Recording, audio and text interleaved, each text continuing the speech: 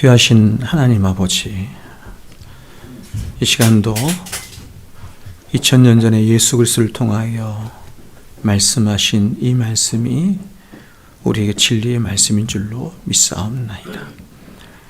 이사야 선지자가 말했던 것처럼 듣기는 들어도 듣지 못하고 보기는 보아도 보지 못하는 그런 죄의 어두움이, 어리석음이 우리 가운데 있지 않게 하여 주시고, 이 시대에 우리에게 필요한 그 진리의 말씀을 하나님께서 부족한 종을 통하여 말씀하실 때 어린아이부터 시작해서 모든 장년과 노인이까지 모든 성도들이 하나님의 성령으로 말미암아 깨닫고 알아들을 수 있는 귀하고 복된 시간 되게 하여 주셔서 이 말씀을 보고 듣는 자마다 하나님을 향하여 찬양하고 하나님을 높이는 이 시간 되게 하여 주시옵소서. 예수님의 이름으로 기도하옵나이다. 아멘.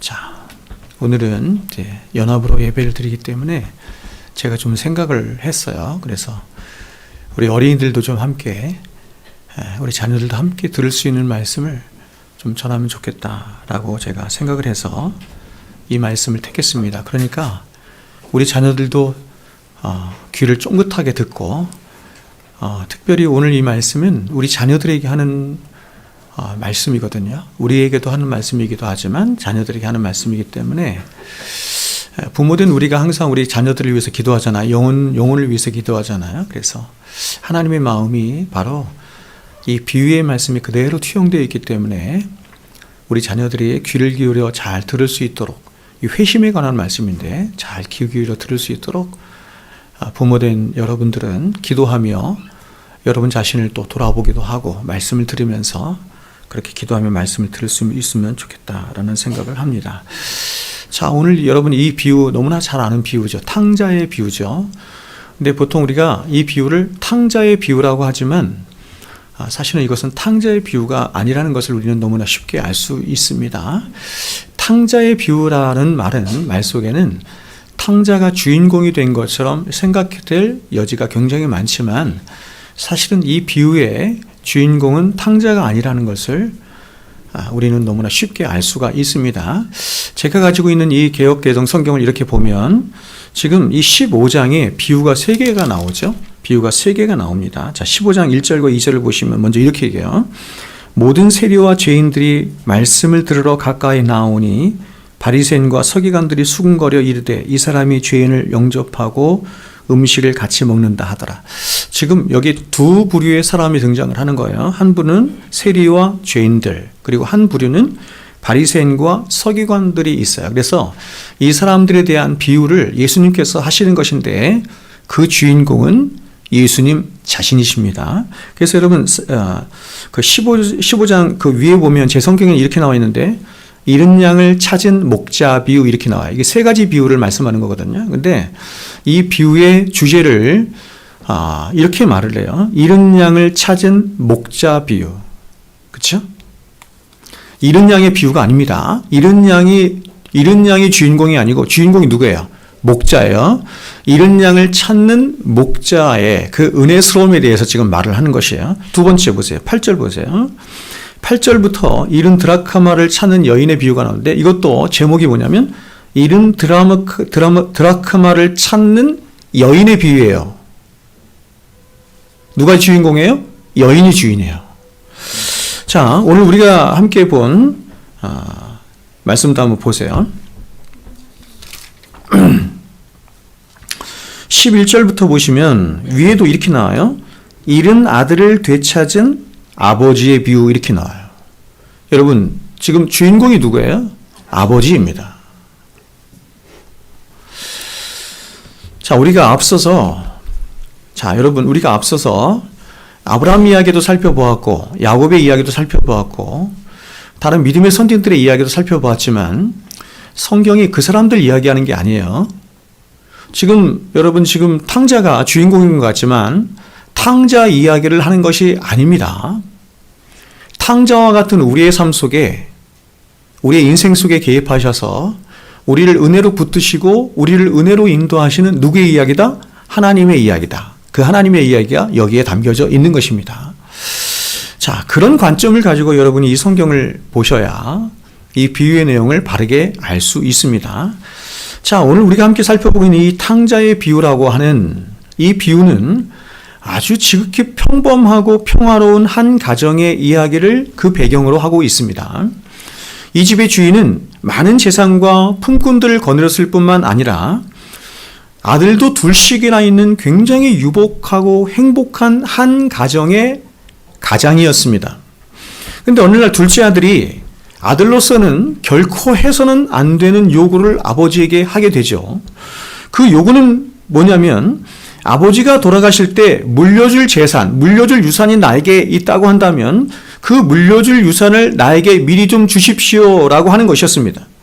자, 여러분 지금 이 둘째 아들의 요구는 자녀의 도리, 아니 인륜을 저버린 굉장히 배은망덕하고 불효막심한 행동이라고 할 수 있습니다.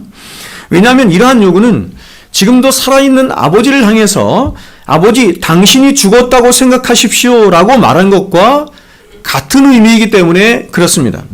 그런데 아버지는 이러한 아들의 요구에 찢어지는 가슴을 뒤로 하고 아무런 말도 하지 않고 아들의 요구를 그대로 다 들어주게 됩니다. 여러분, 아버지는 이 둘째 아들이 자신을 떠나 살려고 할 때 그는 결국 자신이 가진 모든 것을 다 탕진하고 가장 비참한 모습이 될 것이다 라고 하는 것을 아버지는 다 알고 있어요. 근데 그럼에도 불구하고 아버지는 이런 아들의 배은망덕한 요구를 들어주고 있는 것입니다. 왜 그랬을까? 왜 아버지는 이 아들의 뻔한 결과를 알매도 불구하고 이 무례한 아들의 요구를, 그것도 굉장히 배은망덕한 요구를 들어주고 있는 것일까? 그 이유는 아마도 이런 이유 때문이었을 것입니다. 이 아들이 나의 집에 거하면 나와 함께 살아가는 그 즐거움을 이 아들이 잘 모르는구나.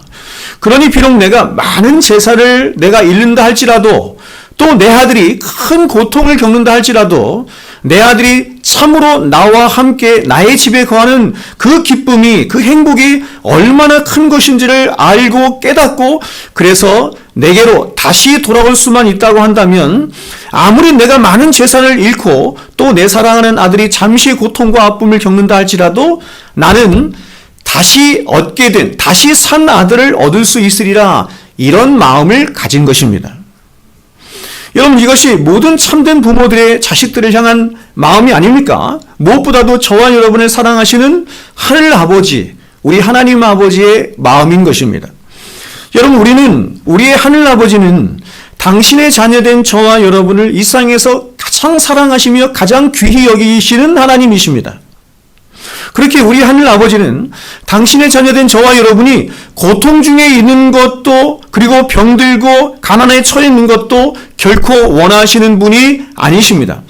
그래서 성경은 성경 어느 곳에서도 이런 고통이나 가난이나 병듦을 미덕으로 이야기한 적이 한 번도 없는 것이에요. 하지만 때로 하나님은 오늘 탕자처럼 저와 여러분을, 그리고 우리의 사랑하는 자녀들 이렇게 허랑방탕하게 땅과 하늘의 모든 자원들을 다 허비하며 살아가도록, 그리고 그 아버지의 마음을 아프게 하며 살아가도록 그렇게 때로는 허락하실 때가 있는 거예요. 육신의 아비 되고 어미 된 저와 여러분은 차마 이런 우리의 자녀들의 이런 고통 중에 있는 것을 볼 수 없기 때문에 그저 우리는 자녀들 향해서 이런 마음을 갖죠. 그냥 자녀들이 잘 되기를 바라고, 항상 바르게 크기만을 바라고, 안전하게 거하기만을 바라요. 이것이 모든 육신의 부모가 가진 마음입니다. 그러나 우리 자녀들의 진짜 아비 되신 우리의 하늘 아버지는 그들의 영혼을 감찰하시는 그 완전한 사랑으로 때로는 우리가 생각할 때 너무나 위험천만하게도 당신의 자녀된 저와 여러분을, 그리고 우리 자녀들을 세상의 고통과 방탕과 방황 속에 그렇게 잠시 두기도 하시기도 하는 것입니다.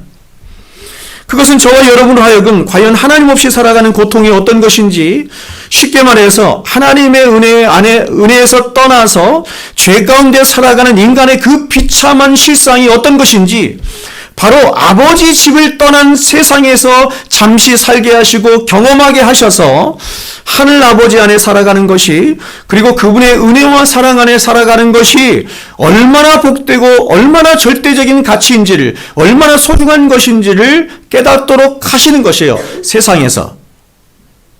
그래서 결국 아버지는 아들로 인해서 자신의 재산이 탕진되고 또 아들이 고통을 받을 것이지만, 그것을 너무나 뻔하게 알고 있지만, 그러나 다시 산 아들을 얻기 위해서, 진짜 아들을 얻기 위해서, 즉 아들 자신의 모든 행복이 오직 하늘 아버지께만 있음을 깨닫도록 하기 위해서 이 모든 일들을 때로는 하늘 아버지께서 허락을 하시는 거예요. 자, 여러분 지금 탕자의 모습을 한번 보세요. 그는 아버지를 떠나서 이제 자기 만족을 위한 삶으로 나아가고 있습니다. 그가 이러한 길을 선택한 이유는 그렇게 자신 마음대로 자신이 살아갈 때 자신이 행복해질 수 있을 것이라고 생각했기 때문이에요. 그러나 그가 아버지 집을 떠나자 그가 제일 먼저 한 일은 뭐였냐면 고작 육신의 쾌락과 세상의 즐거움을 도모하는 일일 뿐이었습니다.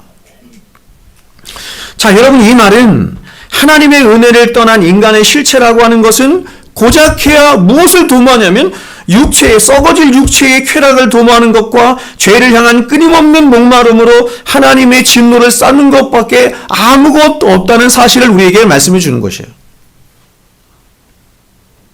여러분, 이 세상에 인생을 살아가는 사람들을 한번 보세요. 평생을 그렇게 땀 흘리고 눈물을 흘리며, 그렇죠? 그렇게 고생을 해서 많은 재산을 모으고 그렇게 많은 지식을 가지고도, 그렇게 많은 재산과 많은 지식을 가지고도 거의 대부분 자기를 위해서 사는 것 이상의 삶을 살지 못해요. 탕자와 같죠. 자기를 위한 삶이라는 것도 겨우 고작해야 거의 쾌락에 가까운 삶이에요. 자기 즐거움이죠. 그렇게 탕자는 이러한 세상의 탐닉 속에 더 이상 아버지도, 그리고 아버지의 집도 생각이 나지 않았을 것입니다. 저도 이제 제 딸이 지금 서울에 가 있지만 우리 자녀들 키워보면 자녀들이 이렇게 멀리 혼자 독립해서 살아갈 때 집이 잘 생각이 안 난다고 해요. 집을 떠난 마음의 외로움이나 이국에서의 서름도 느낄 겨를이 없는 거예요. 왜냐하면 그에게는 육체의 향락과 쾌락에 빠질 충분한 자원이 지금 현재는 있기 때문입니다. 이것은 마치 화려한 일상의 탐닉에 빠져서 자신의 영혼과 자신의 영혼의 진짜 주인 되신 하늘 아버지에 대한 생각을 거의 하지 못한 채 살아가고 있는 바로 이 세상을 살아가는 거의 대부분의 사람들과 방불하다, 이렇게 말할 수 있습니다. 그러나 이런 세월도 잠시 그는 곧 탕자는 아버지께 물려받은 모든 유산을 다 허비해버리고 맙니다. 그리고 때마침 그 나라에 흉년이 찾아왔고 그는 끼니를 잊지도 못할 만큼 굶주림을 면치 못하는 그런 비참한 신세가 되고 말아요. 그래서 그는 결국 그 지방의 어느 부잣집에서 더부살이를 하면서 유대인들이 가장 가증하게 여기는 동물이 바로 돼지인데 그 돼지를 치는 목부로 가장 비참한 삶을 살게 됩니다. 그러나 탕자는 그 일을 해서도 굶주린 배를 채울 수 없게 되자 그는 돼지가 먹는 쥐염 열매라도 먹고자 하였으나 그것마저도 취할 수 없는 돼지보다도 못한 신세로 전락하게 되는 것입니다.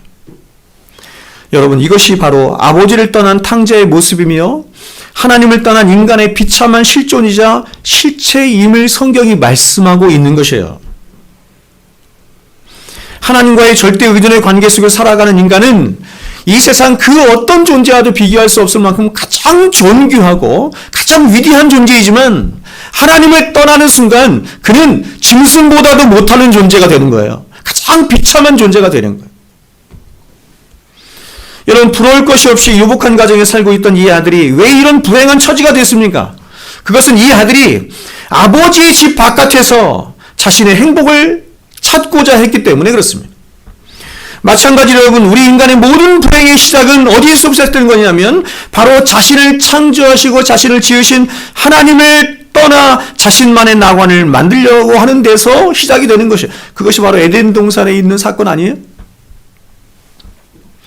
인간이란 존재 자체가 하나님과의 절대의존의 관계 안에서 살아가며 그 안에서 참된 행복과 참된 가치를 발견하며 살아가도록 그렇게 피조된 존재인 것인데, 그런데 타락한 인간은 그 하나님 안에서 누려지는 그 풍성한 은혜와 사랑을 망각한 채 하나님이 아닌 다른 곳에서, 세상에서 타락한 육신이 원하는 또 다른 행복을 찾고자 원하는 것입니다.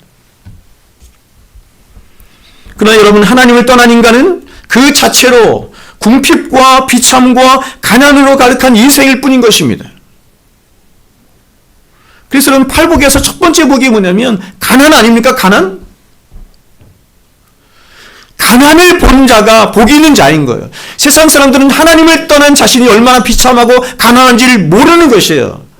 근데 복이 있는 자, 천국을 누려본 자의 가장 중요한 특징이 뭐냐면 하나님을 떠난 내 모습이 얼마나 하나님 앞에서 비참한가, 얼마나 가난한 존재인가 자신을 바라보는데, 자신의 진짜 실체를 바라보는데 그 첫 번째가 가난이었던 거예요.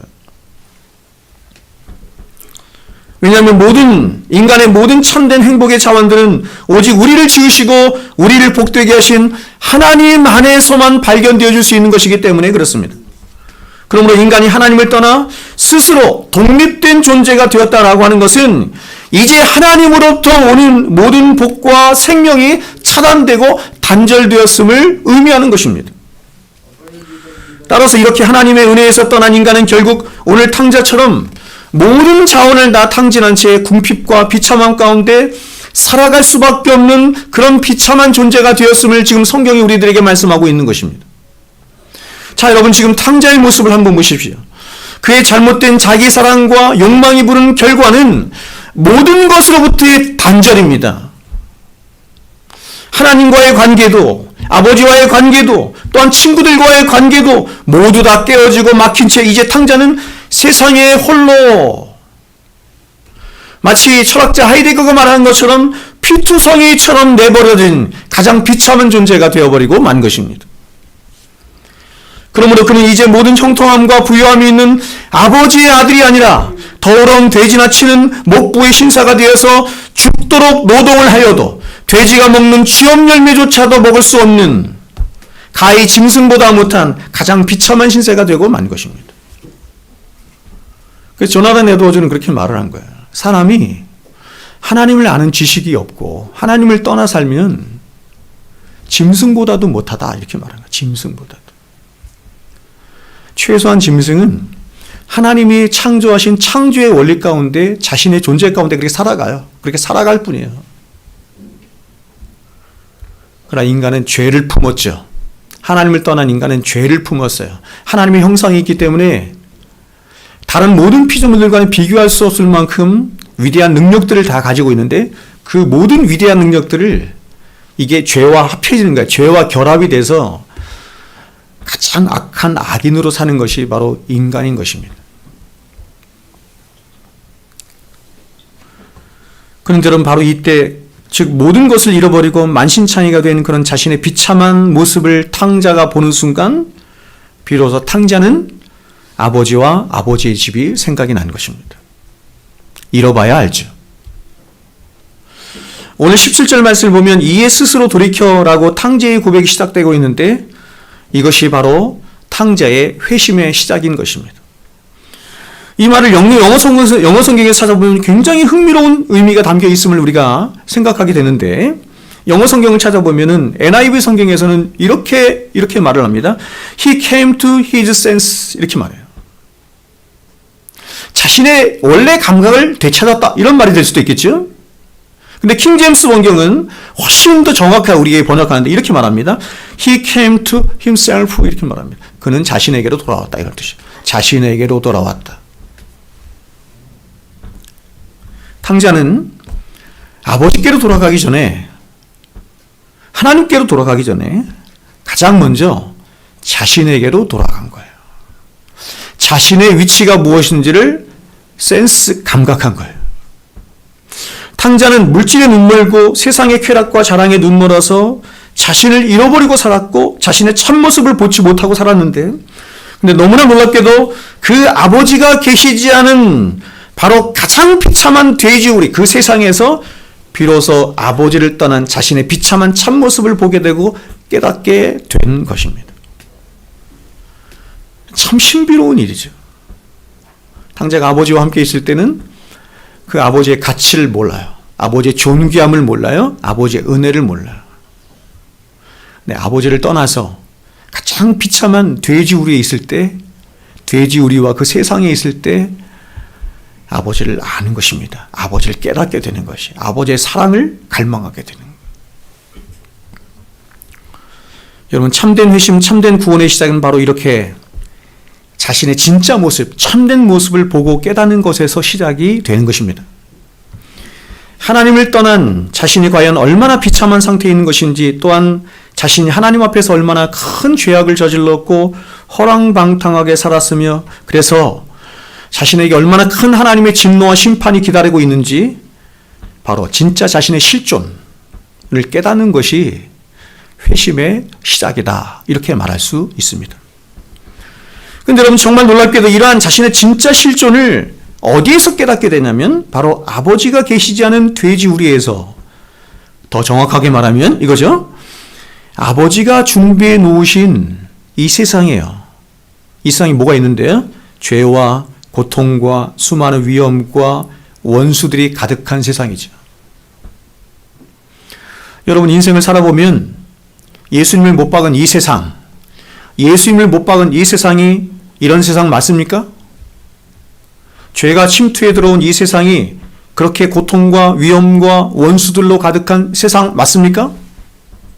그래서 시편 3편에서 시인은 그렇게 말하는 거 아니에요? 천만이 나를 둘러치려 하여도, 영의 눈을 들어서 세상을 보니 세상에 자기를 죽이려고 하는 대적들이 빼곡하게 있는데, 그 빼곡하게 있는 그 대적들을 천만이다, 이렇게 말할 정도입니다. 근데 성경은 이러한 세상을 하나님이 당신의 백성들을 다시 얻는, 구원하시는 하나님의 은혜의 방편으로 준비해 놓으셨다, 이렇게 말하는 거예요. 놀랍죠?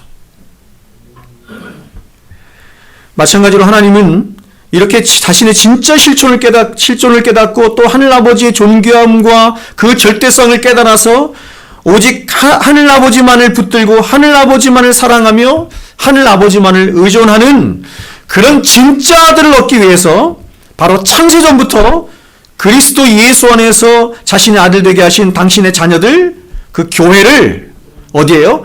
광야 같은 세상에 보내서 살게 하시는 것입니다. 태어나 보니 광야에 있죠? 태어나 보니 세상에 있죠? 태어나 보니 세상의 죄로 관영하죠? 태어나 보니 내 안팎에 수많은 원수들이 있는 거예요. 살아보면 살아볼수록 우리는 이런 세상에서 어떻게 살아? 우리 안에 있는 양심이 제대로만 작동이 된다고 한다면, 야, 이런 세상에서 어떻게 살아? 이 탄식이 나와야죠. 오래난 곤고한 자로다, 이 사망의 몸에서, 아니 세상은 말할 것도 없고 나 자체가 사망의 몸이구나, 이런 탄식이 나와야죠.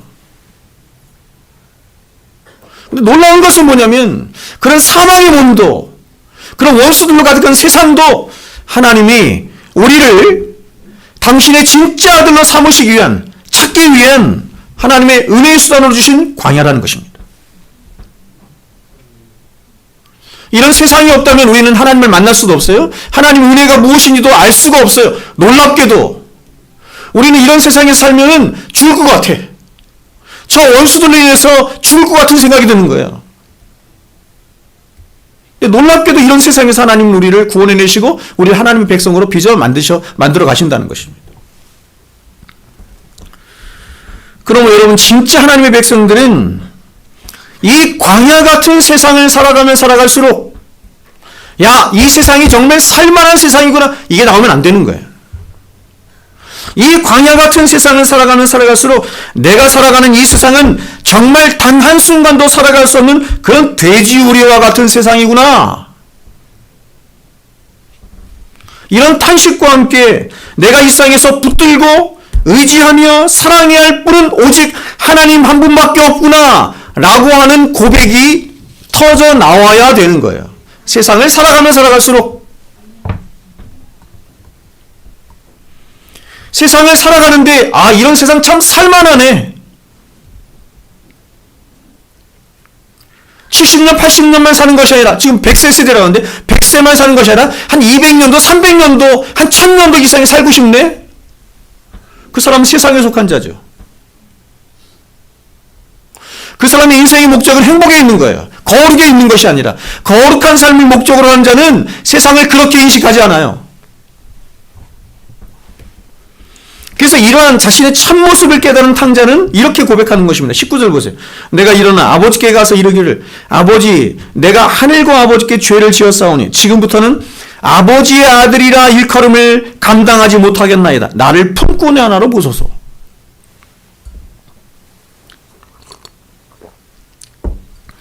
탕자는 이제까지 자신이 아버지에게 감히 자신의 유산을 달라고 한 것이 잘못된 것이라고 생각하지 않았습니다. 아버지의 것을 내 것이라 여기며 먼 나라에 가서 자기 마음대로 허랑방탕하게 자신의 삶을 허비하였던 것이 잘못된 것이라고도 생각하지 않았습니다. 그러나 이제 모든 것을 다 잃어버리고 홀로 남게 되자 그는 자신의 행동을 생각하게 된 것입니다. 그리고 그것이 얼마나 아버지와 하나님 앞에 큰 죄였는지를 비로소 깨닫게 된 것이에요. 1차 깨닫게 되는 것이에요. 잃어버리죠. 그렇다면 여러분 자신이 이 탕자와 같은 자라는 사실을 여러분은 알고 있습니까? 아버지의 재산을 탕진하고 아버지의 마음을 아프게 하는 그 탕자가 바로 여러분 자신이라는 사실을 알고 계십니까? 여러분의 구원의 시작은, 기독교가 말하는 구원의 시작은 바로 여러분 자신이 탕자였음을 알고 깨닫는 것에서부터 구원의 시작은 시작되는 거예요. 그런데 오늘 많은 사람들은 자신이 탕자인지를 잘 알지 못합니다. 즉 자신은 탕자처럼 교회를 떠난 적도 없고 모든 공적인 예배마다 열심히 참석했고 그리고 11조를 비롯한 모든 연보에도 열심히 다했고 교회 안에 여러 봉사활동에도 열심히 다하며 도덕적으로 결코 타락한 삶을 산 적이 없다라고 그렇게 스스로를 위안하며 스스로 말하는 거예요. 그러나 여러분 이러한 모습은 마치 누구의 모습과도 같은 것이냐면 이러한 모습은 우리가 나중에 다시 살펴보겠지만 바로 집안에 있는 탕자의 형, 바로 지금 예수님과 논쟁을 하고 있는 바리새인,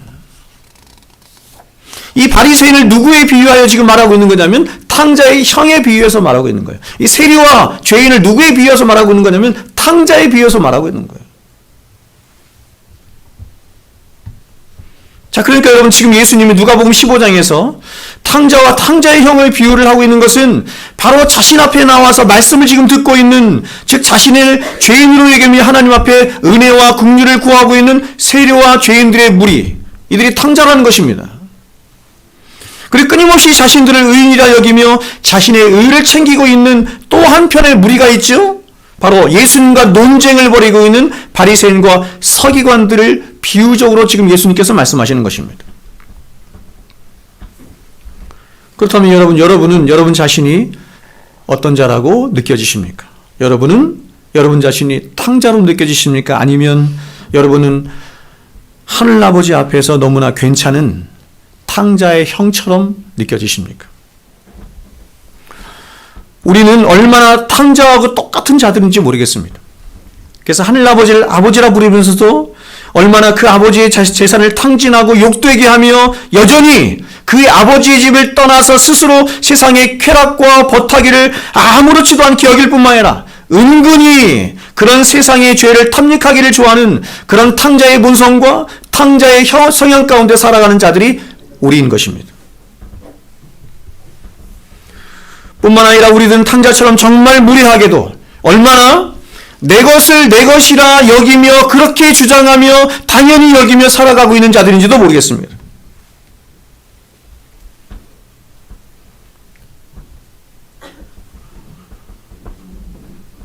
그래서 그 부자의, 누가복음에 나오는 그 부자의 그 비유에서도 똑같이 말하는 것처럼 계속해서 나오는 한 가지 단어가 뭐냐면 나라는 단어거든요.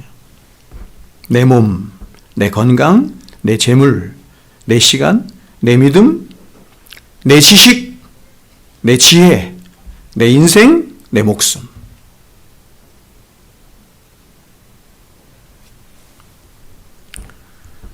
그래서 여러분, 감히 우리에게 있는 모든 것이 하나님의 것임에도 불구하고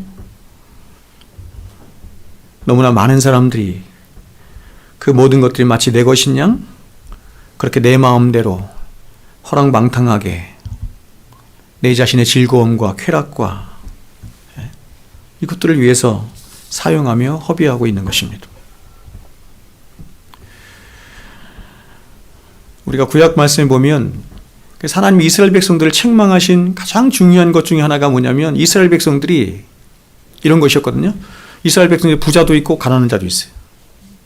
근데 부자들을 책망하시는데 그 부자들을 책망하는 이유가 뭐냐면 이런 것입니다. 부자들이 하나님 앞에 내놓는 11조가 부족했기 때문이 아니에요. 헌물이 부족했기 때문이 아니에요. 그럼 어떤 게 문제였냐면 하나님 앞에 드린 헌물을 제외한 나머지 9개는 자신의 것이라고 생각하는 것이 문제였던 것입니다. 10의 1이죠. 10의 1이라고 하는 것은 내게 있는 모든 것은 하나님의 것입니다라고 하는 그 대표성을 가지고 하나님 앞에 드리는 것인데 10의 1은 하나님의 것이고 나머지 9것은 내 것이기 때문에 내가 마음껏 누리고 마음껏 내 마음대로 내 쾌락을 위해서 살면 된다라고 하는 잘못된 생각이 있었던 거예요. 그래서 하나님이 그들을 책망하세요. 교회 안에 가난하고 어려운 사람들을 돌보지 않는 그런 이스라엘 백성들 하나님이 책망하시는 것입니다. 그러나 여러분, 지금 여러분에게 속한 것이 이 땅에 속한 자원이든 아니면 하늘로부터 내려진 하늘의 자원이든 그 모든 것이 하나님이 원래 의도하신 그 목적과 뜻대로 사용되지 못하고 있다고 한다면 그 모든 삶은 허랑방탕한 삶이요 하늘 아버지를 욕되게 하는 삶입니다. 그래서 성경은 우리를 이렇게 말씀하죠. 청지기다 이렇게 말합니다. 청지기적인 삶이다. stewardship 이렇게 말을 하죠. 저와 여러분은 청지기로서 저와 여러분에게 있는 시간도 재물도 건강도 믿음도 지혜도 지식도 아니 우리의 목숨까지도 사실은 하나님께서 하나님께 다 속한 것이고 하나님의 것이었는데 하나님이 저와 여러분에게 잠시 맡겨주신 것이죠. 청지기로서 어떻게 살아가는가. 그러므로 우리는 하나님이 우리에게 잠시 맡겨주신 그 모든 것들을 절대로 내 것이라 주장해서는 안 되고 하나님이 우리에게 재물을 주셨으면 재물로 섬겨야 됩니다. 하나님이 지식을 주셨으면 지식으로 그리고 하나님이 명예를 주셨으면 그 명예로 우리는 두렵고 떨림 가운데 얼마든지 주를 위하여 내어드리고 연약한 이웃들을 위하여 종이 되어 섬기고 사랑할 수 있는 그런 참된 성도의 삶을 살아갈 수 있어야 하는 것입니다. 저와 여러분은 모두가 탕자인 것입니다. 하나님 앞에서 떠나 있던 탕자, 하나님의 것을 내 것이라 주장하며 내 마음과 내 의지대로 허랑방탕하게 사용하며 살아갔던 탕자. 여러분, 이것을 진정으로 알고 고백하는 자가 진짜 탕자인 것이며 하늘 아버지를 진짜 아버지라 부를 수 있는 그런 하늘 아버지가 다시 사신 바 된 하늘의 아들들인 것입니다. 두 번째로 탕자는 자신의 죄를 깨닫고 나자 한없이 낮아지고 겸비한 심령이 되게 됩니다. 그는 19절에서 이렇게 말을 합니다. 지금부터는 아버지의 아들이라 일컬음을 감당하지 못하겠나이다. 나를 품꾼의 하나로 보소서 하리라 하고. 이 말은 탕자의 마음에 담긴 진심 어린 고백이었습니다. 자신의 진짜 실체를 보자. 자신이 하나님 앞에서 어떤 행위를 했고 어떤 행동을 했는지를 알고 깨닫게 되자 이렇게 고백할 수밖에 없는 거예요. 그는 이렇게 고백하고 있는 것입니다. 저를 아버지의 아들이라고 부르는 것을 저는 도저히 감당할 수가 없습니다. 왜냐하면 저는 그럴 자격이 전혀 없는 패역한 자이기 때문에 그렇습니다. 다만 저를 아들이 아니라 아버지 집에 있는 품꾼의 하나로만 여겨주셔도 저는 너무나 감사하겠습니다. 그렇게만 해주신다면 저는 아버지 집에서 하인처럼 그렇게 일하면서 발치에서나마 아버지를 바라보고 즐거워하는 삶을 살겠습니다. 여러분은 어떻습니까? 여러분이 구원받은 것이, 여러분이 성도된 것이, 그리스도된 것이 너무나 당연한 것으로 여겨지십니까? 여러분, 지금 이 모습이 과연 아버지 집을 떠나기 전 탕자의 모습과 얼마나 놀랍도록 변화된 모습인지 모르겠습니다.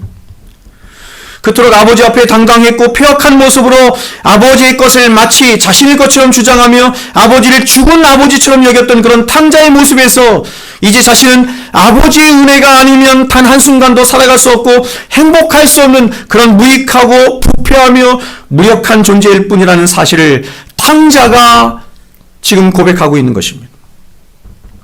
여러분, 이것은 탕자가 자기 자신에 대한 정확한 깨달음인 것입니다.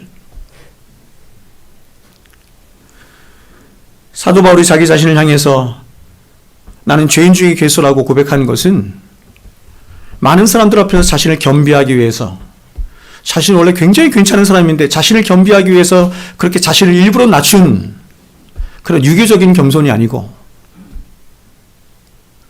하나님 앞에서 자신의 진짜 실체를 몸으로 고백한 그것이 성경이 말씀하는 겸손이거든요. 성경이 말씀하는 겸손이란 자기 자신을 향한 사형 선고를 말하는 것입니다. 자기 자신의 진짜 실체를 알아서 그 자신의 원래 모습대로 내려가라는 어떤 성향을 성경이 겸손이라고 말하는 거예요. 근데 사도 바울이 50평생을 살면서 50 좀 넘게 살았는데 50평생을 살아가면서 자신의 실체를 마지막 자신의 죽음 앞에서 끝장판을 봤는데 그것이 무엇이냐면 나는 죄인 중에 괴수다. 아, 내가 마귀 새끼였구나. 이걸 깨달았다는 것이죠. 지금 탕자의 고백처럼 이 탕자가 고백하는 것은 자신에 대한 정확한 고백이에요. 여러분, 피조물이 하나님이 보실 때 가장 아름다운 때가 언제일까요?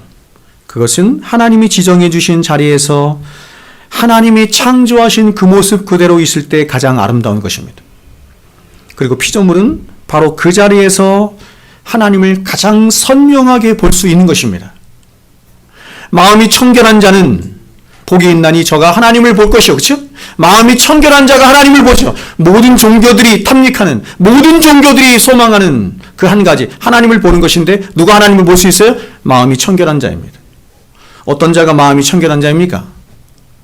자신이 다 비워진 자죠. 자신의 원래 자리로 돌아간 자이죠. 피조물의 자리에서, 죄인의 자리에서 우리는 하나님을 가장 선명하게 볼 수 있는 것입니다. 그리고 그 아름다움은 피조물로서 가는 아름다움으로 바로 하나님을 향한 한없는 낮아짐과 겸손 가운데 있어진 아름다움인 것입니다. 여러분, 지금 탕자는 바로 이렇게 자신이 있어야 할 자리를 떠나서 비참하게 된 자신을 보게 된 것입니다.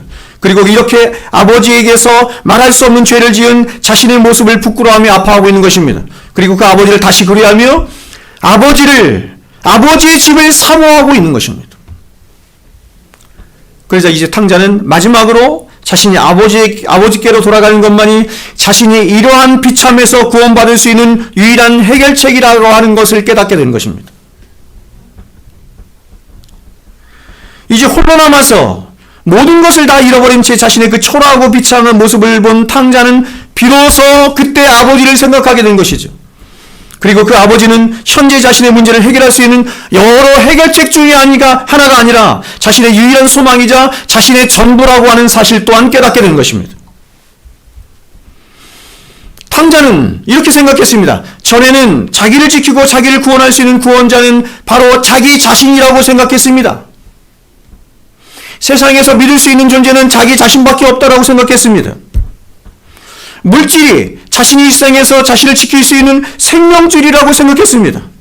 또한 자기를 지켜 세워주고 자기와 함께하는 친구들이 자신의 행복을 지켜주는 든든한 후원자라고 생각을 했습니다. 그러나 이 모든 것들이 다 사라지고 이 모든 것들이 다 사라진 것은 사실은 하나님이 그 모든 것들을 다 걷어가신 것입니다. 다 사라지고 이제 초라하게 발가벗겨진 모습으로 홀로 하나님 앞에 있게 된 순간 그는 생각을 하게 된 것입니다. 아, 내게는 하늘아버지가 필요하구나. 아버지가 내게는 필요한 것이구나.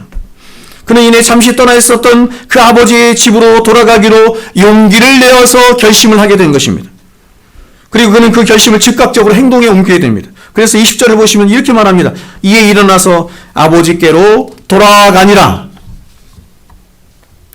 전인격적인 결단이 그에게 있어진 것입니다. 탕자는 결단 가운데 자신의 있는 모습 그대로를 가지고 아버지에게로 돌아간 것입니다. 지금 자신에게 있는 그 모습 그대로를 가지고 돌아간 것이에요. 아버지에게 잘 보기 위해서 자신을 꾸미거나 치장하거나 그렇게 다른 그런 어떤 옷을 빌려 입고 간 것이 아니라 그 모습 그대로 간 것입니다. 그는 다른 어떤 것도 생각하지 않고 오직 아버지께로만 돌아가야 한다는 그 한 가지 생각만이 그에게 있었던 것입니다. 그는 아버지께로 돌아가는 길이 너무나 멀 것이라고 하는 생각도, 또 이렇게 더럽고 비참한 몰골로 과연 내가 아버지를 배울 수 있을까 하는 생각도, 그리고 아버지가 이렇게 나의 초라한 모습을 보면 무엇이라 말씀하실까 하는 생각도 그는 할 겨를이 없었던 것입니다. 그는 그렇게 머뭇거리거나 고민할 생각조차 하지 않은 것입니다. 그는 오직 자신이 돌아가야 할 고향집과 회복해야 할 아버지와의 관계만을 생각한 것입니다. 그에게는 어느 시인이 고백했던 것처럼 세상과 나는 간 곳 없어지고 구속함 주만 보여서 그 주에게로만 달려가고자 하는 생각이 든 것입니다. 그렇습니다, 여러분. 우리의 신앙은 바로 이렇게 탕자처럼 우리의 있는 모습 그대로 하나님 앞에 서는 것을 말하는 것입니다.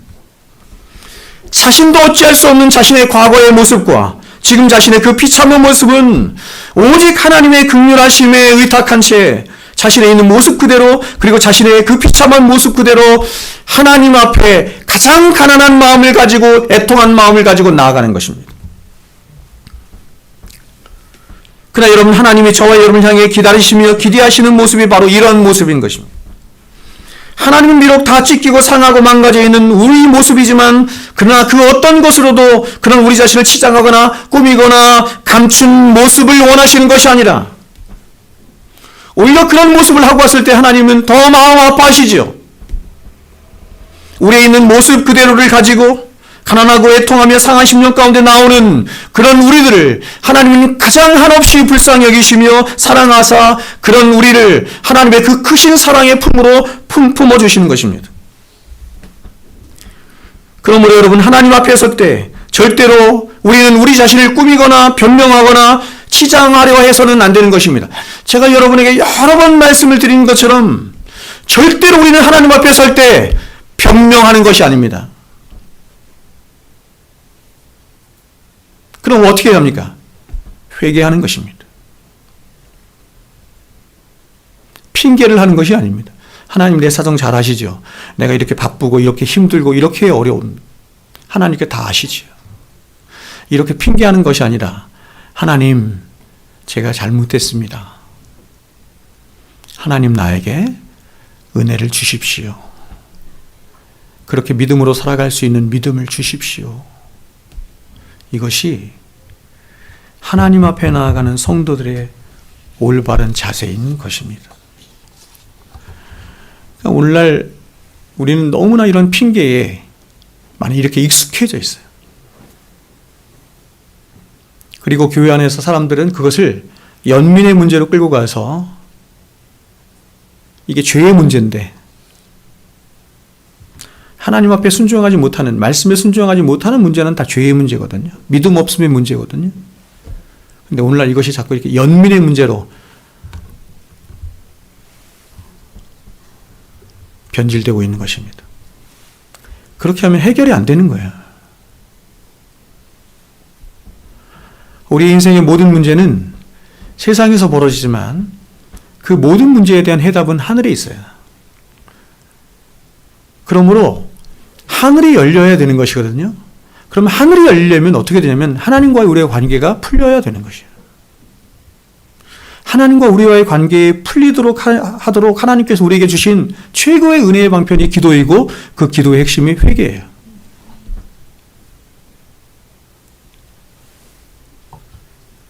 그러므로 여러분, 핑계하지 마시고 더 자주 하나님 앞에 나가서 회개의 눈물을 흘려야 하는 것입니다. 그래서 여러분, 하나님은 자신이 구하는 제사를 상한 심령의 제사라고 말씀하신 이유가 여기 있는 것이고, 주님 역시도 자신은 의인을 부르러 온 것이 아니라 죄인을 불러 회개시키러 오셨다, 이렇게 말하는 거죠.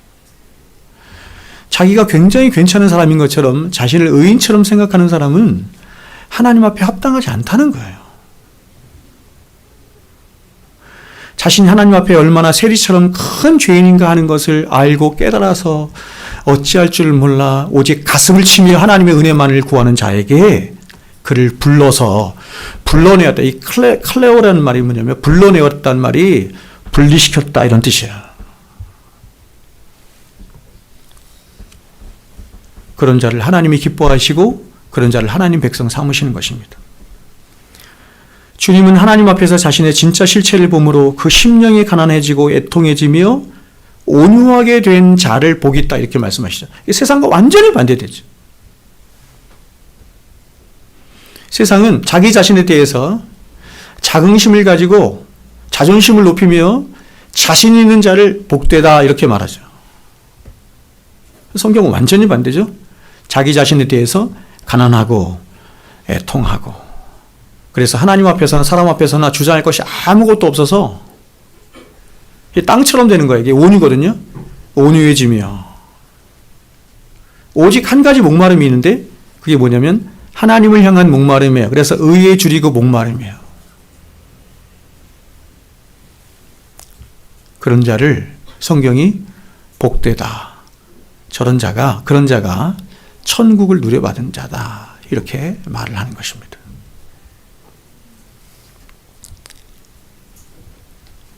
그래서 여러분, 교회가 하나님의 백성이 이렇게 천국을 진짜로 누려받은 하나님의 백성이 많아지면 많아질수록 교회는 사람의 목소리가 점점 없어지는 거예요. 서로를 향해서 다 죄인이라 여기기 때문에 자신을 죄인이라 여기기 때문에 더 나아가서 나보다 남을 낮게 더 여기기 때문에 함부로 주장하지 않아요. 함부로 소리를 내지 않는 거예요. 오직 하나님의 말씀만이 이 교회에 울려 퍼지도록 하는 것이요.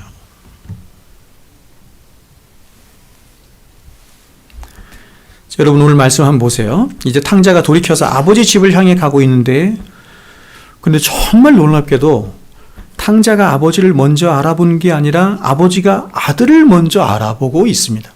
20절이죠. 얘 일어나서 아버지께로 돌아가니 아직도 거리가 먼데 제가 어저께 말씀 준비하면서 가장 은혜로운 단어였어요. 아직도 거리가 먼데 아버지가 그를 보고 측은히 여겨 달려가 목을 안고 입을 맞추니 아버지가 그를 보고 보시죠.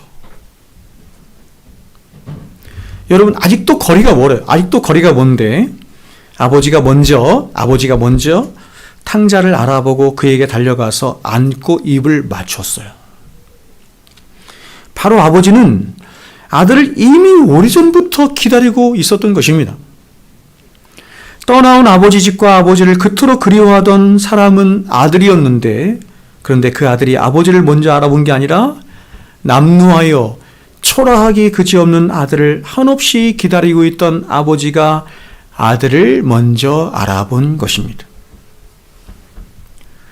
이것은 이상한 일이 아닐 수가 없어요. 왜냐하면 틀림없이 아버지가 아들을 알아보는 것보다 아들이 아버지를 알아보는 것이 더 쉬웠을 것이기 때문에 그렇습니다.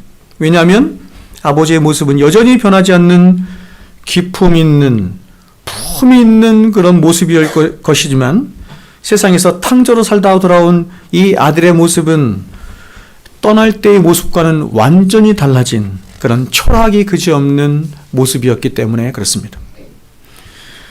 그런데도 아들이 아버지를 먼저 알아본 것이 아니라 아버지가 아들을 먼저 알아본 것입니다. 그것은 여러분 왜 그렇습니까? 무엇이 그렇게 한 것입니까? 바로 사랑이 시켜서 그렇게 한 것이죠. 아버지 안에 있는 그 아가페의 사랑이 시켜서 그렇게 한 것입니다. 아버지의 마음에 한없이 맺혀있는 아들을 향한 그 하염없는 사랑과 그리움이 아들을 알아보게 한 것입니다. 아무리 아들이 남루한 옷을 입고 있어도 아무리 세상에서 다 실패한 삶을 살아서 누구도 알아볼 수 있는 그런 처참한 모습이 있어 할지라도 그 아버지는 그 아들을 향한 한없는 그리움과 사랑함으로 그 아들을 그대로 알아보고 있는 것입니다. 아들은 이런 아버지를 잊은 채 그토록 오랫동안 세상과 쾌락에 젖어서 자신의 마음대로 죄를 탐닉하며 살았지만 아버지는 아들이 떠나는 그 순간부터 한 번도 이 아들을 잊지 못하고 아들에 대한 생각으로 뜬 눈으로 밤을 지새우며 살았던 것입니다. 그렇다면 왜 여러분 무엇 때문에 아버지는 이 아들이 돌아오기만을 그토록 노심초사하며 기다린 것일까요? 그것은 오직 하나입니다. 자신의 사랑하는 아들이 자신 곁에 돌아와서 자신과 함께 사는 것뿐이었습니다. 아버지는 가족의 사랑과 기쁨 속에서 그저 아들과 함께 살고픈 그 마음 하나였습니다. 아버지의 유일한 한 가지 기쁨, 그것은 자신의 아들이었습니다. 아버지에게 관심은 그가 가진 어떤 재산도 아니고 풍요로움도 아니고 다른 것이 아니라 오직 아들 하나였습니다. 그래서 존 후에는 이러한 하나님의 사랑에 대해서 이렇게 말을 했습니다. 하나님이 우리를 사랑하시는 그 사랑의 의미란 하나님 당신의 기쁨과 행복을 다른 곳에 두시거나 다른 대상에서 찾지 않으시고 오직 자신이 사랑하는 한 대상에게만 두는 것이다. 여러분, 저와 여러분이 이 세상에서 어떤 모습을 살아왔든지 우리의 하늘 아버지는 아무런 물음도 하지 않으십니다. 그저 세상에서 우리가 어떻게 그리고 어떤 모양으로 살아왔든 상관없이 돌아온 탕자와 같은 저와 여러분을 향해서 주님은 기쁨의 눈물을 흘리시며 우리가 걸치고 있는 모든 누더기의 옷을 다 벗겨주시며 그리고 하인들을 향해서 이렇게 명령하시는 거예요. 22절부터 24절의 말씀이죠. 아버지는 종들에게 이르되 제일 좋은 옷을 내어다가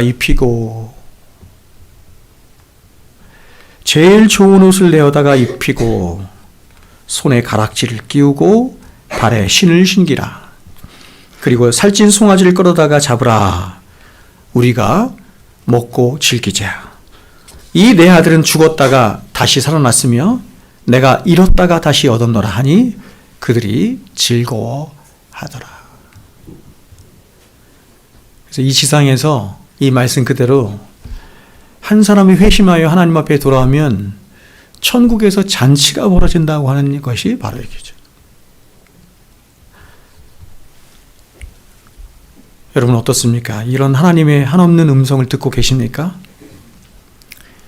하늘 아버지가 저와 여러분에게 베풀어 주신 그 구원이 무엇인지 과연 알고 깨달아서 그 말할 수 없는 구원의 감격과 기쁨과 즐거움 가운데 살아가고 있습니까?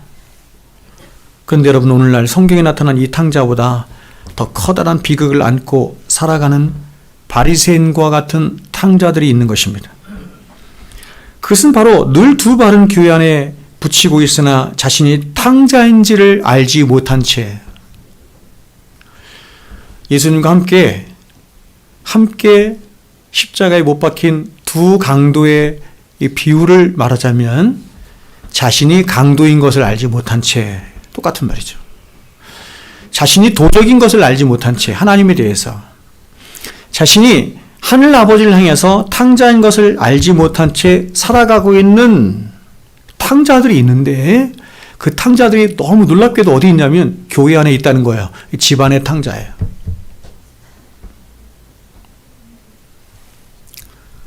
이런 사람들 종교인이라 합니다. 이런 탕자들은 교회 안에 있으나 이제 더 이상 아버지의 사랑에 대한 감격도 없어요.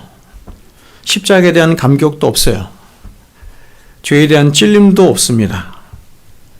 하나님을 향한 어떤 목마름도 없는 종교 세간에 찌든 탕자들입니다.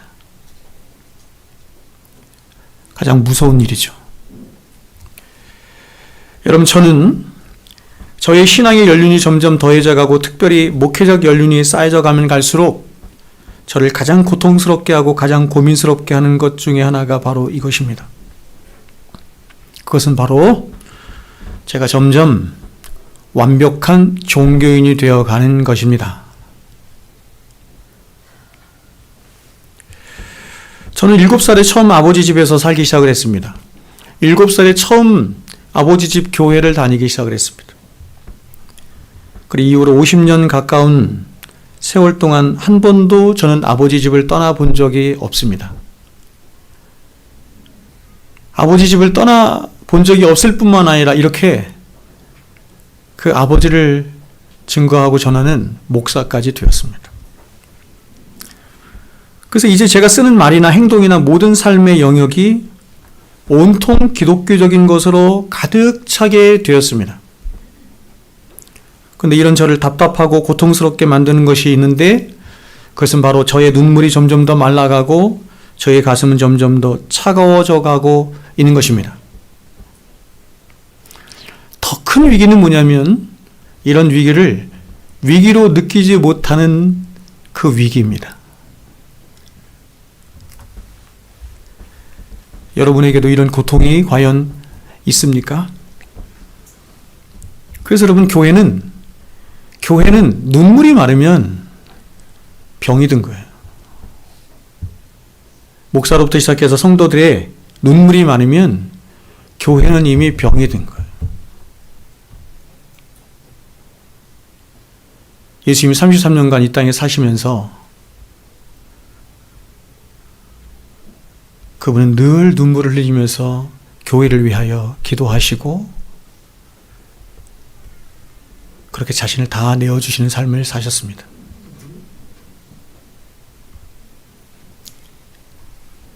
목사란 바로 그렇게 주님처럼 액체의 삶을 살라고 눈물과 땀과 피를 흘리며 자신을 다 내어주며 살라고 그렇게 부르심을 받은 존재가 목사인데 언제부턴가 너무나 육신을 챙기고 저 같은 자를 말하는 건데 몸이 아프다는 핑계로 너무 육신을 챙기고 생각하는 것이에요.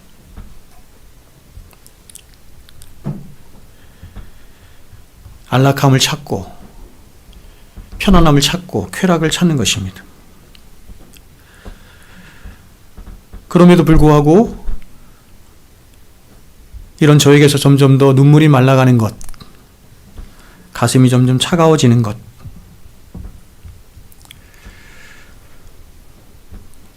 MBTI로 말하면 저는 원래 굉장히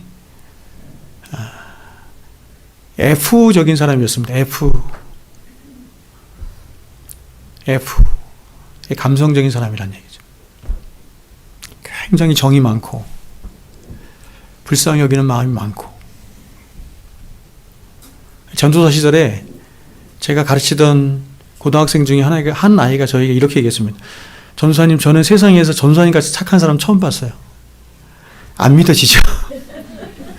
이게 안 믿어지는 거죠.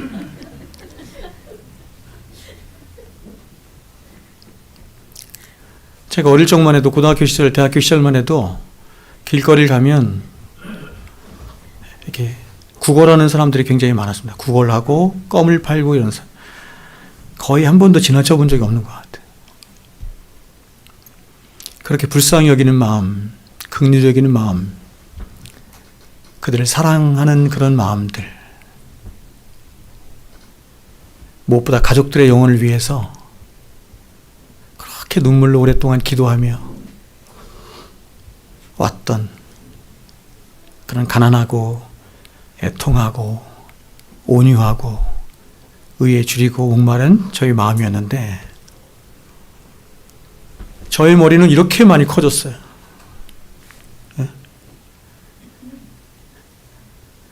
턱없이 부족하긴 하지만 굉장히 많은 책들을 읽어서 머리는 이렇게 많이 커졌어요. 평생 공부했으니까. 고3 때까지, 대학교 때까지만 공부한 것이 아니라 평생 지금까지, 지금도 공부하고 있으니까. 반대로 이 가슴이 식고 있는 거예요.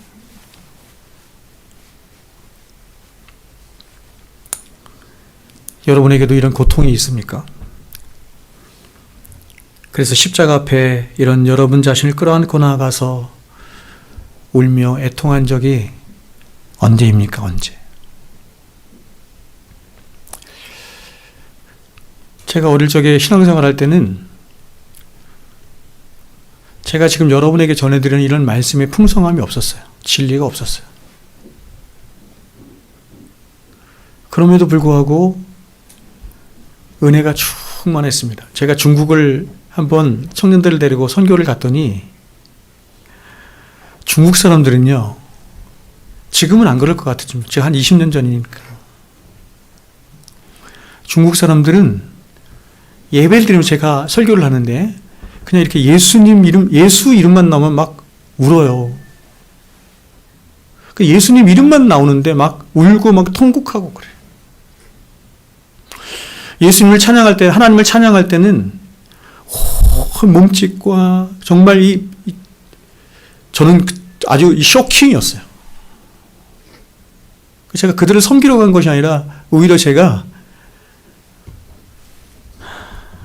많이 회개하고 돌아온 그런 선교였습니다.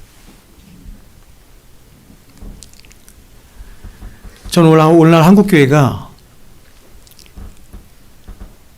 사도행전에 있는 말씀처럼, 그렇죠?